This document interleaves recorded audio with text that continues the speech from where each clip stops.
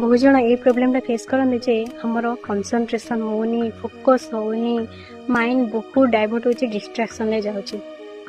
तार रीजन होची आमे ओवर कॉन्फिडेंस हो जाती तो निज माइंड को कंट्रोल रखी पारंती।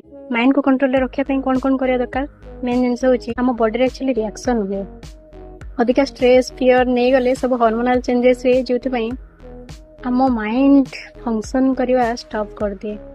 तो हमको माइंड को रिलैक्स रखिया पई मेडिटेशन, योगा, एक्सरसाइज ये सब करिया निहाती दरकार। एडवाइस देबी सोइला पूर्व 15 मिनिट गोटे कैंडल नहीं जीवो, से कैंडल जले कि तार बत्तीर शिखा को कंसंट्रेट करी 15 मिनिट हो 5-10 मिनिट खंडे मेडिटेशन करिवो। सकाळ उठला परे सेती मेडिटेशन करिवो आ निजु कहबो जे सब बेले बिलीव रखियो जे मु करि परिबे, I can do it. 5 minute आखि बंद कर देकी मेडिटेशन करिवो।